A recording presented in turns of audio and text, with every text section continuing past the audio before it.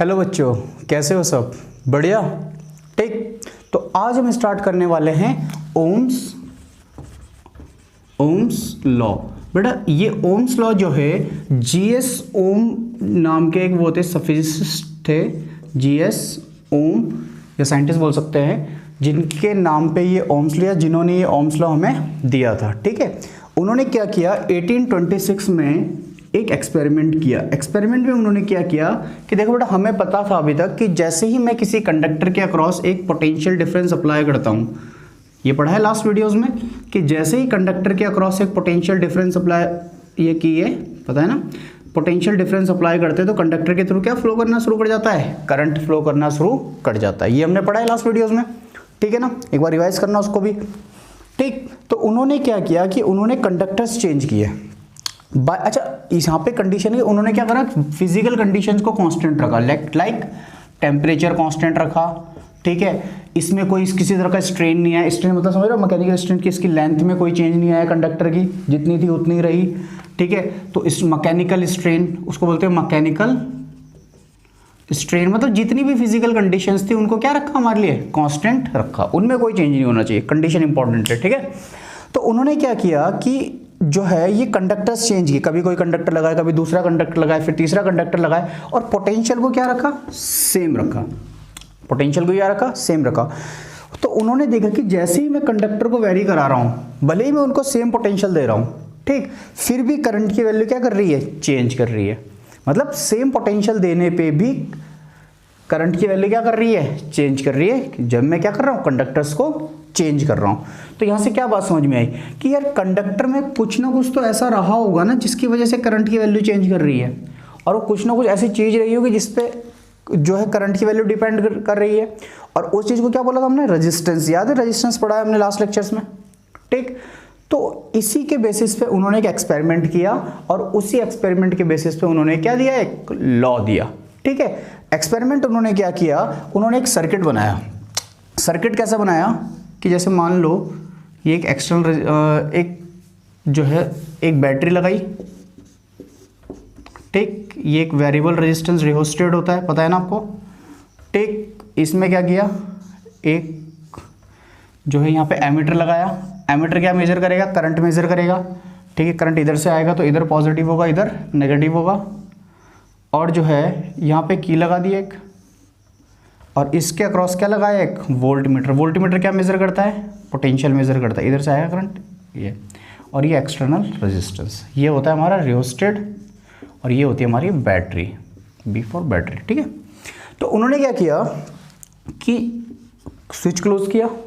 ठीक, रियोस्टेट क्या होता है बेटा, रियोस्टेट के बारे में आपको पता होगा, ये वेरिएबल रेजिस्टेंस प्रोवाइड कर, दो तरह के वेरिएबल रेजिस्टेंस होते हैं हमारे बेसिकली हमारे पास, एक होता है रेजिस्टेंस बॉक्स और एक होता है रियोस्टेट। दोनों में डिफरेंस क्या होता है बेटा कि रेजिस्टेंस बॉक्स में हमें रेजिस्टेंस की वैल्यू पता होती है, इसमें एक बॉक्स टाइप का होता है जिसमें पिंस लगी होती हैं। ठीक है, उन कीज को हम क्या करते हैं, निकालते हैं, तो हमें पता होता है कि भाई कितना वैल्यू रेजिस्टेंस की हमें मिल रही है। लेकिन रियोस्टेट में हमें रेजिस्टेंस की एग्जैक्ट वैल्यू नहीं पता होगी। ठीक है, बट हाँ ये पता होगा कि देखो अगर मैं इसको इधर से इधर वेरी कराऊंगा, ये पिन लगी होती है ऐसे, इस पिन को क्या कराते हैं, मूव कराते हैं। ठीक है, अब सोचो कि अगर मैं इस पिन को यहाँ पे लगाता हूँ और करंट ऐसे फ्लो करता हुआ आएगा, तो इस करंट पूरे रेजिस्टेंस के थ्रू फ्लो करेगा, यानी रेजिस्टेंस की वैल्यू ज़्यादा होगी, समझ बात। और इस पिन को उठा के यहाँ लगा देता हूँ तो देखो सीधे यहाँ से कंडक्टिंग वायर से इधर निकल जाएगा।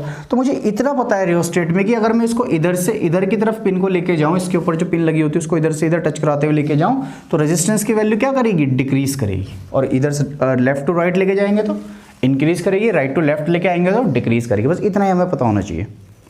ठीक, अब देखो तो उन्होंने क्या किया कि भाई रियोस्टेट की रेजिस्टेंस की वैल्यू क्या करेंगे, हम चेंज करेंगे, और उस हर रेजिस्टेंस की वैल्यू को चेंज करके हम एमीटर और वोल्ट मीटर की क्या लेंगे, रीडिंग लेंगे। एमीटर क्या मेजर करता है, करंट, वोल्ट मीटर क्या मेजर करता है, potential drop across this resistance. ठीक, अब देखो तो जैसे ही उन्होंने जो है इसमें एक टेबल बनाई कि करंट और पोटेंशियल को क्या किया, इनका जो है एक टेबल बनाई कि भाई हाँ यहाँ पे करंट मेजर करेंगे और यहाँ पे पोटेंशियल मेजर करेंगे। ठीक है, और बैटरी के वोल्टेज तो यहाँ पे फिक्स रखे, सिर्फ क्या वेरी कराएंगे। अच्छा, रियोस्टेट का रेजिस्टेंस वेरी करने से क्या होगा, रियोस्टेट का रेजिस्टेंस वेरी करने से सर्किट का टोटल रेजिस्टेंस चेंज होगा। ठीक। और टोटल रेजिस्टेंस चेंज होने की वजह से क्या चेंज होगा सर्किट में, करंट चेंज हो जाएगा। ये आई जाएगा, ये आई की वैल्यू क्या करती रहेगी, चेंज करती रहेगी, ठीक है। तो उन्होंने एक एक्सपेरिमेंट किया और इस आई और वी की कुछ वैल्यूज यहाँ पे एक्सपेरिमेंटली फाइंड आउट की कि भाई रियोस्टेट का तो रेजिस्टेंस थोड़ा सा चेंज कराया, मतलब जैसे डिक्रीज किया तो थोड़ा सा इधर शिफ्ट किया, तब लिखा यार करंट कितना है, वोल्टेज कितना, दोनों यहाँ पे लिख लिए। फिर थोड़ा सा और शिफ्ट किया, फिर दोनों को यहाँ पे लिख लिया, फिर थोड़ा सा और शिफ्ट किया, फिर दोनों को यहाँ पे लिख लिया। ऐसे करके बहुत सारी वैल्यूज उन्होंने लिख ली। फिर उन्होंने क्या किया, उसके बीच में ग्राफ प्लॉट किया और एक रिलेशन निकला। उस रिलेशन में उन्होंने क्या देखा कि यार जो एक करंट की वैल्यू आ रही है, करंट की वैल्यू आ रही है, ये डायरेक्टली प्रोपोर्शनल टू क्या आ रही है, पोटेंशियल आ रही है। मतलब सेम रेट से दोनों चेंज हो रहे हैं। डायरेक्टली प्रोपोर्शनल टू क्या आ रही है, पोटेंशियल आ रही है, ठीक है। अब डायरेक्टली प्रोपोर्शनल टू पोटेंशियल, समझ रहे बात। या फिर मैं इसको ऐसे भी लिख सकता हूं कि भाई voltage is directly proportional to current, या current is directly proportional to voltage, voltage मतलब पोटेंशियल, ठीक है ना। तो ये चीज उन्हें यहाँ पे मिली है, ठीक। अब क्योंकि उन्होंने देखो ये रेजिस्टेंस की वैल्यू फिक्स रखी थी मैकेनिकल, जो कंडक्टर मैंने बाहर से लगाया है, ठीक है। तो ये क्या है, वही कंडक्टर है जो मैं ये था, ये वही कंडक्टर तो है। अब यहाँ पे कंडक्टर की फॉर्म में दिखाया, यहाँ पे रेजिस्टेंस की फॉर्म में दिखा दिया, ठीक है। तो ये रेजिस्टेंस की वैल्यू क्या रही है हमारे पूरे इसमें प्रोसेस में, कांस्टेंट रही, ठीक है। तो कांस्टेंट की जगह पे क्या आ जाएगा, यहाँ पे v इक्वल्स टू क्या आ जाएगा, r आ जाएगा, r i या i r। तो ये फॉर्मूला हमें दिया उन्होंने, v is equal to I R. यहाँ पे r क्या रहेगा, कांस्टेंट रहेगा। अब लास्ट लेक्चर्स में याद करो r कब कांस्टेंट होता था, क्योंकि resistance of a conductor depends on temperature, ठीक है। तो ऑब्वियस सी बात है कि यहाँ पे क्या होगा, एट कांस्टेंट टेम्परेचर, और टेम्परेचर ही नहीं और मैकेनिकल कंडीशंस भी क्या रहेंगी हमारी, कांस्टेंट रहेंगी, जैसे मैकेनिकल स्ट्रेन वगैरह, ये सब कुछ भी नहीं होना चाहिए, ठीक है। तो इसके बेसिस पे, इस पूरे एक्सपेरिमेंट के बेसिस पे उनके पास एक मैथमेटिकल ये फॉर्मूला डिराइव हुआ इस ऑब्जर्वेशन टेबल के बेसिस पे। और फिर उन्होंने एक स्टेटमेंट दी। स्टेटमेंट क्या दी उसको ध्यान से सुनना। उन्होंने बोला by providing all constant physical variables, जैसे बाय कीपिंग या फिर by keeping physical variables constant, या फिजिकल जो कंडीशंस है उनको क्या रखा हमने, कांस्टेंट रखा। By keeping physical condition constant like temperature, mechanical strain etcetera, ठीक है। इनको जब कांस्टेंट रखते हैं तो by keeping them constant the current flowing through the conductor, ये करंट यहीं से जाएगा ना, जब यहाँ से जो इसमें मेजर होगा, current flowing through the conductor is directly proportional to potential drop across the conductor, ठीक है। क्या बोला उन्होंने कि current flowing through the conductor is directly proportional to potential drop. ये स्टेटमेंट याद कर लेना बेटा कि बट कंडीशन क्या है, एट कांस्टेंट फिजिकल कंडीशन। और आपके 10th क्लास में आप सिर्फ इतना ही बोल सकते हो कि बाय कीपिंग टेम्परेचर कांस्टेंट, क्योंकि अगर टेम्परेचर चेंज करा दिया तो रेजिस्टेंस चेंज कर जाएगा बेटा, तब वो ओम्स लॉ को फॉलो नहीं करेगा। तो ओम्स लॉ में सबसे इंपॉर्टेंट कंडीशन क्या है हमारी, कि टेम्परेचर की और मैकेनिकल प्रॉपर्टीज क्या होनी चाहिए, कांस्टेंट होनी चाहिए, ठीक है ना। आगे बात समझ में। तो ये था आपका ओम्स लॉ का स्टेटमेंट, ठीक। अब देखो यहाँ पे हमें फॉर्मूला क्या मिला, v is equal to I R, ठीक है। तो v equal to I R हमें यहाँ पे फॉर्मूला मिल गया। अच्छा, इसको ऐसे भी तो बोल सकते हैं, r is equal to V upon I, r equal to V upon I. अब एट कांस्टेंट टेम्परेचर, समझो इसको, एट कांस्टेंट टेम्परेचर रेजिस्टेंस तो हमारा कांस्टेंट ही रहेगा कंडक्टर का, ठीक है। तो हम इसको ऐसे भी समझ सकते हैं कि the ratio of voltage to the current या potential drop to the current is always constant, और वो किसके बराबर होता है, रेजिस्टेंस के बराबर होता है, ठीक है। इतना समझ में आ गया। क्या बोला मैंने कि the ratio of voltage to the current is constant at constant temperature, कि रेजिस्टेंस और उसका लेंथ भी चेंज नहीं होनी चाहिए मगर कंडक्टर की, ठीक है। तो इसलिए वो आपको बताता है कि R is equal to rho L upon A, length और एरिया ऑफ क्रॉस सेक्शन भी चेंज हो गया तो रेजिस्टेंस चेंज हो जाएगा। तो उसी के लिए डिफाइन किया गया यहाँ पे मैकेनिकल स्ट्रेन। स्ट्रेन क्या करता है बेटा, आप पढ़ोगे आगे जाके 11th में कि लेंथ में चेंज हो गया, एरिया में चेंज हो गया, वॉल्यूम में चेंज हो गया, उसको बोलते हैं स्ट्रेन्स। वो volumetric, linear strain, areal strain, volumetric strain, इस तरह की चीज़ें होती हैं, ठीक है। तो उन चीज़ों में भी चेंज नहीं होना चाहिए, तो रेजिस्टेंस वहाँ से भी चेंज कर जाता है, और टेम्परेचर में भी चेंज नहीं होना चाहिए। तो अगर ये सारी कंडीशन हमारी कॉन्स्टेंट है तो the ratio of potential drop to the current is constant which is equal to resistance, ठीक है। तो ये रेजिस्टेंस क्या रहेगा हमारे पास यहाँ पे, कांस्टेंट रहेगा, ठीक। तो क्या पढ़ा अभी हमने, v equals to I R, या फिर हम बोल सकते हैं r equals to V upon I at constant temperature या और मैकेनिकल कंडीशंस, ठीक है। अब देखो, अगर मैं यहाँ पे वोल्टेज और करंट के बीच में ग्राफ प्लॉट करता हूँ तो आपको पता है y इक्वल्स टू एक्स वाली लाइन, या y इक्वल टू, आपने पढ़ा होगा ये लाइन पढ़ी होगी, y equal to m x plus c, इसको इससे कंपेयर करो, v equals to I R I, R constant है ना यहाँ पे, आर आई, ये दो तो वेरिएबल, जैसे y और x वेरिएबल होता है ऐसे वोल्टेज और करंट क्या है वेरिएबल है, आर एम की जगह क्या आएगा, आर आएगा, और सी की जगह पे क्या है 0। तो ये लाइन कैसे प्लॉट होती है, स्ट्रेट लाइन की इक्वेशन है, ठीक है। सेम ऐसे ही ये भी प्लॉट हो जाएगी, ठीक। तो देखो वोल्टेज करंट, ठीक, y x, और ये आ गया स्लोप, क्योंकि सी 0 सी होता है, इंटरसेप्ट होता है ना y एक्सिस पे, तो ये जो है लाइन है। अच्छा ये क्या होता है हमारा, इसका टेन थीटा, टेन थीटा क्या होता है, स्लोप होता है, क्या होता है, स्लोप। स्लोप को किससे डिनोट करते हैं, m से, क्या बोलते हैं इसको, स्लोप, क्या बोलते हैं, स्लोप, ठीक है। तो जो है, जो वी आई ग्राफ का स्लोप होगा बेटा, वो क्या बताएगा, हमारा रेजिस्टेंस बताएगा, क्या बताएगा, रेजिस्टेंस बताएगा। देखो स्लोप की जगह रेजिस्टेंस आ गया, ठीक है। तो देखना जब वोल्टेज करंट ग्राफ दिया हो तो उसमें स्लोप निकालेंगे, तो स्लोप क्या बताएगा, रेजिस्टेंस बताएगा। अब स्लोप में देखो एंगल किसके साथ है, आई के साथ है, याद रखना ये चीज इंपॉर्टेंट है, ठीक है। एंगल किसके साथ है, आई के साथ है। वो कंफ्यूज करने के लिए कभी कभी क्वेश्चंस में क्या करता है, ऐसे भी दे देता है, आई इधर दे देगा, वी इधर दे देगा, ऑब्वियसली स्ट्रेट लाइन तो बनेगी बनेगी, ठीक है। अब पूछेगा भाई रेजिस्टेंस कौन सा वाला, तो रेजिस्टेंस कौन सा वाला होगा, ये वाला स्लोप होगा, समझिए बात, ठीक। अब देखो तो ये चीज़ हमें यहाँ पे समझ में आ गई। अब देखो बेटा कंडक्टर भी फिर दो तरह के होते हैं। एक कंडक्टर ऐसे होते हैं जो ओम्स लॉ को फॉलो करते हैं, ठीक है। ओम्स लॉ को फॉलो करने वाले कंडक्टर का ग्राफ कैसा होगा, स्ट्रेट लाइन, ठीक है। कंडीशन वही, एट कांस्टेंट टेम्परेचर और मैकेनिकल कंडीशन या मैकेनिकल स्ट्रेन, ठीक है। तो जो जिन कंडक्टर्स का voltage current graph straight line बनेगा उनको बोलते हैं ओमिक कंडक्टर्स, क्या बोलते हैं, ओमिक कंडक्टर। और जिनका नहीं बनेगा उनको क्या बोलेंगे, नॉन ओमिक कंडक्टर, ठीक है। तो दो टाइप के कंडक्टर हमें यहाँ पे पढ़ने हैं, ओमिक कंडक्टर और non ohmic conductor. Ohmic conductor क्या होंगे, जो ओम्स लॉ को फॉलो करेंगे, नॉन ओमिक क्या होंगे, जो ओम्स लॉ को फॉलो नहीं करेंगे, ठीक है ना। चलो तो अब बात करेंगे ओमिक कंडक्टर्स के बारे में, ठीक है। आ जाओ, ओमिक कंडक्टर्स क्या होते हैं, ये वैसे कंडक्टर हैं जो ओम्स लॉ को क्या करेंगे, फॉलो करेंगे। इसका मतलब क्या है कि वी आई ग्राफ कैसा बनेगा इनका, वी आई ग्राफ बनेगा इनका स्ट्रेट लाइन। इसकी यूनिट क्या होती है, वोल्ट, बता चुके हैं, और इसकी यूनिट क्या होती है, एम्पियर, ठीक है ना। स्ट्रेट लाइन बनेगा। अब सपोज करो कि भाई इस पॉइंट से इस पॉइंट तक हम चेंज लेते हैं, ठीक है। इसको बोल तो ये क्या होगा, करंट में चेंज होगा, तो इसको कैसे डिनोट करेंगे, डेल्टा आई से, चेंज इन करंट। तो ये भी क्या हो जाएगा, चेंज इन करंट हो जाएगा। देखो ए से बी पॉइंट पे सपोज गए हम, ठीक है। अब देखो इससे ए से बी पे जाने पे वोल्टेज भी चेंज हुई, कितना चेंज हुई, डेल्टा वी। तो ये डेल्टा वी है तो ये भी क्या होगा, डेल्टा वी। देखो ध्यान से, सपोज ए से बी पॉइंट लिया ना हमने, ठीक है भाई, इतने करंट से इतने करंट के बीच में कितना चेंज हुआ, कि रेजिस्टेंस निकालना है मान लो मैं, ठीक है। तो देखो ध्यान से, इतने पोर्शन में स्लोप कितना बना, ये बना, ठीक है, यही बना स्लोप। तो यहाँ से टेन थीटा क्या होगा, स्लोप टेन थीटा होता है ना, टेन थीटा देखो क्या होता है, परपेंडिकुलर अपॉन बेस।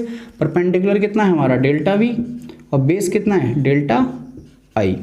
बेस कितना है, डेल्टा, और यही क्या है, इसका स्लोप है। और स्लोप इज इक्वल टू क्या है यहाँ पे, रेजिस्टेंस। तो रेजिस्टेंस आ गया हमारे पास, change in voltage upon change in current. तो सिमिलरली इस तरीके से हम जो है किसी भी ओमिक कंडक्टर के किन्हीं भी दो पॉइंट्स के बीच में क्या निकाल सकते हैं, रेजिस्टेंस निकाल सकते हैं। हमें सिर्फ क्या करना है, वहाँ पे चेंज इन वोल्टेज और चेंज इन करंट हमें देखना है कितना चेंज हुआ, और दोनों का क्या कर देना है, रेशियो निकाल देना है। अब ऑब्वियसली इसमें अगर बात करें तो हम कहीं पे भी निकालें, ये क्या रहेगा, एंगल कांस्टेंट ही रहेगा। क्यों रहेगा कांस्टेंट, क्योंकि टेम्परेचर क्या है हमारा, कांस्टेंट है। क्योंकि टेम्परेचर क्या है हमारा, कांस्टेंट है, और मैकेनिकल स्ट्रेन भी क्या है हमारा, कांस्टेंट है, ठीक है ना। इस वजह से रेजिस्टेंस क्या रहेगा, कांस्टेंट। तो देखो change in voltage upon change in current is equal to resistance, ठीक। आगे बात समझिए। अब देखो इसमें क्वेश्चन कैसे बन जाते हैं आपके, वो ऐसे दे देता है, देखो समझो। वो क्या करेगा, वी आई अप करके आपको ग्राफ दे देंगे, दो तीन ग्राफ ऐसे एक साथ ही दो ग्राफ दे देगा। बोलेगा पहला कंडक्टर ये, फर्स्ट ये, सेकंड ये, ठीक है। बोलेगा बताओ इन दोनों में से रेजिस्टेंस किसका ज़्यादा है, किसका रेजिस्टेंस ज़्यादा है, ठीक है। कंपेयर करने के लिए मान लो इसका रेजिस्टेंस R1 है, इसका रेजिस्टेंस R2 है। तो बताओ R1 R2 से ज़्यादा है या दोनों बराबर हैं या R2 R1 से ज़्यादा है। तो कैसे पता करेंगे, अभी बताया था ये क्या होता है, स्लोप होता है, किस कौन सी एक्सिस के साथ, आई के साथ। ठीक है, तो हमें सिंपल कुछ नहीं करना, हमें देखना आई के साथ एंगल किसका ज़्यादा है। ऑब्वियसली R1 का ज़्यादा है, तो R1 is greater than R2। Simple, कुछ नहीं करना है और। अच्छा कभी ऐसे कर दे, वो देखो ध्यान से, बोले भाई ऐसे है आई और V इधर है, ठीक है, और ऐसे दो लाइनें बना दी 1 2 R1 R2। अब बताओ किसका ज़्यादा है, आई के साथ देखना है। इधर से देखो किसका ज़्यादा हो गया, R2 का ज़्यादा हो गया। ठीक है, तो R2 is greater than R1। हमेशा जो है आई के साथ एंगल देखना है। ठीक है, क्योंकि y/x होता है ना, इस वजह से। ठीक है, देखो ये भी तो आई वाली एक्सिस के पैरेलल में ही इतना एंगल है। देखो थीटा किसके साथ होगा, यहाँ पे भी थीटा होगा ना, किसके साथ है, आई के साथ है ना, समझ गए। तो हमें आई वाली करंट वाली एक्सिस के साथ एंगल देखना, इधर से मत देख लेना, इधर से देखोगे तो गड़बड़ हो जाएगी इसमें। ठीक है, इस तरह से भी दे देता है वो कभी कभी। तो आपको क्या देखना है, आई के साथ एंगल देना, जिसका एंगल ज़्यादा होगा उसका रेजिस्टेंस क्या होगा, ऑब्वियसली वहाँ पे ज़्यादा होगा। ठीक है, तो इस तरह के क्वेश्चन हो जाएंगे। चलो बेटा, तो अब बात करेंगे नॉन ओमिक कंडक्टर्स की। ठीक है, नॉन ओमिक कंडक्टर क्या होते हैं बेटा, जो ओम्स लॉ को फॉलो नहीं करते। और यहाँ पे हम एक तरह से बोल सकते हैं ये लिमिटेशन ही होगी ओम्स लॉ की। ठीक है, नॉन ओमिक कंडक्टर। ठीक है, तो ऑब्वियसली बात है कि नॉन ओमिक कंडक्टर्स में अगर मैं वोल्टेज करंट ग्राफ बनाऊंगा, वी ग्राफ बनाऊंगा, तो वो क्या है, स्ट्रेट लाइन नहीं आएगा, चाहे टेम्परेचर कांस्टेंट हो चाहे ना हो। ठीक है, ऐसे ही बहुत से कंडक्टर्स हो, जैसे हमारे जितने सेमीकंडक्टर डिवाइस है, जैसे ट्रांजिस्टर हो गए, डायोड्स हो गए, वो सारे क्या है, नॉन ओमिक कंडक्टर्स है हमारे। डायोड, ट्रायोड्स, ये सब पढ़ेंगे अब आगे जाके। सेमीकंडक्टर डिवाइस, ट्रांजिस्टर नाम सुना होगा हमने, वो भी क्या है, नॉन ओमिक कंडक्टर है हमारा। ठीक है, तो उनके जो ग्राफ बनेंगे वो ऑब्वियसली कर्व लाइंस बनेंगे। ठीक है, जैसे ट्रांजिस्टर में ऐसे बनता है, वोल्टेज फॉरवर्ड बाइसिंग होती है उसमें कुछ, तो उसमें ऐसा ग्राफ बनता है, या डायोड में हमारा ऐसा बनता है, पीएन जंक्शन डायोड, उसमें ऐसा ग्राफ बन जाता है हमारा। ठीक है, ये पढ़ोगे आप आगे जाके 12th में जाके कि फॉरवर्ड बाइसिंग, रिवर्स बाइसिंग क्या क्या होती है, वो सब समझ में आ जाएगा आपको बाद में। ठीक है, तो सिंपल सी बात है, देखो स्ट्रेट लाइन नहीं है। अच्छा, अगर इसमें किसी पर्टिकुलर पॉइंट पे हमें करंट वो रेजिस्टेंस निकालना हो तो क्या करेंगे, ऑब्वियसली स्लोप निकालेंगे। जैसे मान लो इस वाले करंट पे हमें रेजिस्टेंस निकालना है, तो देखो यही तो होगा, टेंजेंट ड्रॉ। स्लोप कैसे निकालते हैं, टेंजेंट ड्रॉ करते हैं उस पॉइंट पे, जैसे ये। जैसे देखो एक चीज़ देखो ध्यान से, कि अगर मैं चलो इसी ग्राफ को और अच्छे से बनाऊँ ऐसे, अगर मैं बात करूँ आपसे इस पॉइंट पे, तो इस पॉइंट पे स्लोप देखो ये है। ठीक है, इस पॉइंट पे बात करूँ तो ये, तो देखो ये θ1 है, ये θ2। देखो θ1 और θ2 में एंगल चेंज हो गया, इस पॉइंट पे एंगल अलग है और इस पॉइंट पे एंगल अलग है। ऑब्वियसली θ2 ग्रेटर देन क्या है, θ1, और तो इसका मतलब क्या होगा, tan θ2 ग्रेटर देन क्या होगा, tan θ1। तो obviously resistance at R2 greater than R1। समझ रहे बात। तो यहाँ पे रेजिस्टेंस ज़्यादा है और यहाँ पे रेजिस्टेंस क्या है, कम है, वोल्टेज करंट ग्राफ। ठीक है, तो देखो ध्यान से, तो इस तरह के कंडक्टर में क्या करता है, रेजिस्टेंस हमारा क्या करता है, कंटिन्यूसली वेरी कर जाता है। ठीक है, तो इन तरह के रेजिस्टेंस को क्या बोलते हैं, नॉन ओमिक कंडक्टर्स बोलते हैं। इस तरह के मटेरियल को क्या बोलते हैं, जिनमें ऐसा ग्राफ आता है, उनको बोलते हैं नॉन ओमिक कंडक्टर। क्यों बोलते हैं, देखो ओम्स लॉ में क्या था, रेजिस्टेंस हमारा कांस्टेंट था हर पॉइंट पे, यहाँ पे देखो रेजिस्टेंस वेरी कर गया। कैसे पता करते हैं, स्लोप ड्रॉ करके, टेंजेंट ड्रॉ करेंगे, उसका स्लोप निकाल लेंगे। स्लोप ही तो बताता है रेजिस्टेंस, बस देखो इंक्रीज कर रहा है रेजिस्टेंस जैसे जैसे ऊपर जाएंगे। ठीक है, डिक्रीज भी कर जाता है, वो ग्राफ पर डिपेंड करता है। अगर मैं ग्राफ ऐसे ड्रॉ कर दूँ, ये देखो, तो यहाँ पे देखो, यहाँ पे अलग बनेगा, यहाँ पे अलग बनेगा, इस तरह से टेंजेंट ड्रॉ कर लेते हैं। ठीक, आगे बस समझ में। तो इस तरह के कंडक्टर को क्या बोलते हैं बेटा, नॉन ओमिक कंडक्टर्स बोलते हैं। और ये एक तरह से लिमिटेशन ही है ओम्स लॉ की। तो अगर आपको लिमिटेशन ऑफ ओम्स लॉ की बात करनी है, तो ओम्स लॉ की लिमिटेशन क्या है कि भाई ये ऑब्वियसली वैक्यूम ट्यूब्स पे काम नहीं करेगा। वैक्यूम ट्यूब्स आपने पढ़े होंगे, क्या होता है वैक्यूम ट्यूब्स, वो कैथोड एनोड लगा होता है, बीच में सिर्फ क्या वजह, तो गैस भरी होती है। अब उस गैस के थ्रू इलेक्ट्रिसिटी पास करती है, तो जब गैस के थ्रू इलेक्ट्रिसिटी पास करेगी तभी भी ओम्स लॉ क्या करेगा हमारा, वहाँ पे फॉलो नहीं कर पा। इलेक्ट्रोलाइटिक्स के केस में नहीं लगेगा ओम्स लॉ। ठीक है, तो ये कुछ कंडीशंस होती है जहाँ पे ओम्स लॉ अप्लाई नहीं होता है। ठीक है, ट्रांजिस्टर के केस में देखो यहाँ पे ओम्स लॉ वैलिड नहीं है। ठीक है, तो ये कुछ लिमिटेशंस हैं ओम्स लॉ की। ठीक है, दूसरी क्या लिमिटेशन है कि temperature must be constant. Temperature अगर चेंज कर गया तो रेजिस्टेंस वेरी कर जाएगा, तो वहाँ पे ओम्स लॉ वैलिड नहीं होगा। ठीक है ना, तो ये था हमारा ओम्स लॉ के बारे में। अच्छा, यहाँ पे एक छोटी सी चीज़ और आ जाती है, सुपर कंडक्टर्स। सुपर कंडक्टर क्या चीज़ है, तो देखो अभी हमने पढ़ा था लास्ट लेक्चर्स में कि अगर हम मटेरियल का, कंडक्टर का रेजिस्टेंस जो टेम्परेचर डिक्रीज करते हैं तो रेजिस्टेंस भी क्या होता है, डिक्रीज होता है। होता ही नहीं होता है, बताया था लास्ट लेक्चर। ठीक, तो अगर टेम्परेचर डिक्रीज करें तो रेजिस्टेंस क्या कर जाएगा, डिक्रीज। अच्छा सोचो कि अगर सर्किट में हमारे कुछ ऐसे डिवाइस लगे जिनका रेजिस्टेंस बहुत कम है, तो करंट हमारा इजीली क्या कर जाएगा, फ्लो कर जाएगा। ठीक है, तो सुपर कंडक्टर्स के ऊपर अभी स्टडी क्या कर रहा है, चल रहा है। सुपर कंडक्टर में क्या करते हैं, कुछ ऐसे मटेरियल फाइंड आउट कर रहे हैं जिनमें कम टेम्परेचर में जो है रूम टेम्परेचर, अभी स्टडी जो चल रही है वो रूम टेम्परेचर पे भी वो अच्छे से अच्छा जो है करंट फ्लो करा सके। उससे क्या होगा हमारा, उससे हमारा ट्रांसमिशन में क्या हो जाएंगे, लॉसेस कम हो जाएंगे। ठीक, रेजिस्टेंस की वजह से तो मैक्सिमम लॉसेस आते हैं। ठीक है, तो बट अभी जो हमारे पास जो है सुपर कंडक्टर्स हैं जिनका टेम्परेचर डाउन करने पे जो है सुपर कंडक्टिविटी जो शो करते हैं मटेरियल, मतलब क्या टेम्परेचर रेजिस्टेंस क्या होता है, लगभग नेग्लिजिबल हो जाता है। तो पर उनमें कंडीशन क्या आ रही है कि टेम्परेचर क्या करना पड़ रहा है, हमें बहुत ज़्यादा डाउन करना पड़ रहा है। जैसे हीलियम है, हीलियम जो है 4.2 केल्विन टेम्परेचर पे, बहुत कम टेम्परेचर, अप्रॉक्सीमेटली -268 डिग्री सेल्सियस हो जाएगा। ठीक है, इतने कम टेम्परेचर पे जाके सुपर कंडक्टर बनता है। ठीक है, तो इतना कम टेम्परेचर ऑब्टेन करना मतलब एक नॉर्मल रूम कंडीशंस में पॉसिबल नहीं हो पाता। ठीक है, तो इसी के ऊपर जो आजकल क्या चल रहा है, रिसर्च चल रहा है कि किस तरह से इनको रूम टेम्परेचर पे ऑब्टेन किया जा सके। इससे बहुत सारे हमारे फायदे हो जाएंगे, ट्रांसमिशन लॉसेस कम हो जाएंगे, जो इलेक्ट्रॉनिक सर्किट्स है उनका साइज़ क्या हो जाएगा, कम हो जाएगा। तो ये भी एक तरह का क्या है, कंडक्टिव मटेरियल ही है। और ठीक है, आगे बात समझ में, ओके। तो ओम्स लॉ को अच्छे से पढ़ो। ठीक है, इंपॉर्टेंट है क्योंकि अभी ये जो सर्किटरी हम आगे पढ़ने वाले हैं वहाँ पे V = I और उस रिलेशन का यूज़ होगा। इसके ऊपर क्या आता है, न्यूमेरिकल भी हमारे आ जाते हैं, थियोरेटिकल क्वेश्चंस भी आ जाते हैं। ठीक है, ओके, गुड लक, बाय।